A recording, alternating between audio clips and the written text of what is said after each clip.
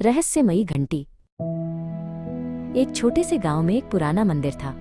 कहा जाता था कि उस मंदिर की घंटी रात के ठीक 12 बजे अपने आप बजती थी। अजीब बात यह थी कि जब भी घंटी बजती, गांव का कोई न कोई व्यक्ति अचानक गायब हो जाता। गांव वाले डर के मारे रात को बाहर निकलना बंद कर चुके थे। लेकिन अर्जुन, एक बहादुर युवक, ने तय किया कि वो इस रहस्य को सुलझाएगा। उस रात वो छुपकर मंदिर के पास बैठ गया। घड़ी ने जैसे ही 12 बजाए, मंदिर की घंटी खुद ब खुद बज उठी। अर्जुन कांप उठा, लेकिन उसने हिम्मत नहीं हारी। अचानक उसने देखा कि घंटी के नीचे की जमीन धीरे धीरे खुलने लगी। अंदर एक गुप्त सुरंग थी। अर्जुन उस सुरंग में उतर गया। वहां अंधेरा और ठंडी हवा थी। उसने टॉर्च जलाई तो सामने की दीवार पर गांव के लापता लोगों के कपड़े टंगे हुए थे। और तभी पीछे से एक परछाई हिली। वो कोई इंसान नहीं था, बल्कि मंदिर का पुराना पुजारी। अर्जुन चीख पड़ा, ये सब तुम कर रहे थे? पुजारी हंसने लगा, हाँ, इन गायब लोगों का रहस्य अब कभी कोई नहीं जान पाएगा, सिवाय तुम्हारे। लेकिन तभी अचानक जमीन हिलने लगी और सुरंग की दीवार गिर गई। अर्जुन ने देखा कि पुजारी मलबे के नीचे दब गया। जब लोग सुबह मंदिर पहुंचे तो सिर्फ अर्जुन जिंदा मिला। उसने पूरी घटना बताई, लेकिन वो घंटी आज भी कभी कभी आधी रात को बज उठती है।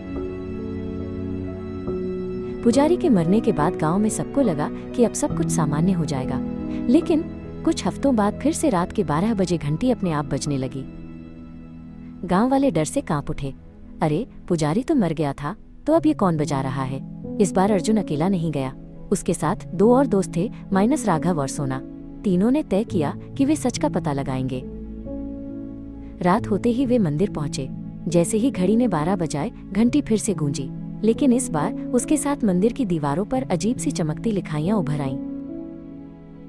सोना ने कहा, ये कोई साधारण घंटी नहीं है, ये तो किसी प्राचीन मंत्र से जुड़ी हुई है। अर्जुन ने टॉर्च दीवार पर डाली और देखा कि एक पुरानी प्रतिमा के पीछे छुपा हुआ दरवाजा खुल रहा है। वे अंदर गए तो सामने एक विशाल भूमिगत कक्ष था।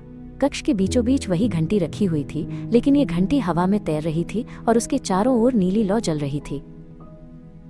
अचानक घंटी बजते ही तीनों को अलग अलग दृश्य दिखने लगे। अर्जुन ने देखा कि उसका भविष्य धुंध में खो रहा है। राघव ने देखा कि उसके परिवार पर कोई बड़ा संकट आने वाला है। सोना ने देखा कि कोई अदृश्य शक्ति उसे पास बुला रही है। और तभी घंटी की गूंज से एक परछाई आकार लेने लगी। वो पुजारी नहीं था, वो कुछ और था, माइनस एक प्राचीन आत्मा जो उस घंटी में बंधी हुई थी। वो धीमी आवाज में बोली, जिसने भी इस घंटी का रहस्य जाना, उसका जीवन कभी पहले जैसा नहीं रहेगा। घंटी और जोर से बजने लगी। दीवारें कांपने लगी। अर्जुन चिल्लाया, भागो, वरना हम सब यहीं दफन हो जाएंगे। तीनों किसी तरह बाहर निकल आए।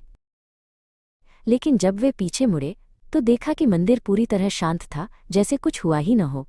केवल एक चीज बदली थी, माइनस अब वो घंटी मंदिर के बाहर अपने आप झूल रही थी और उसकी धीमी गूंज हर रात गांव में सुनाई देती थी।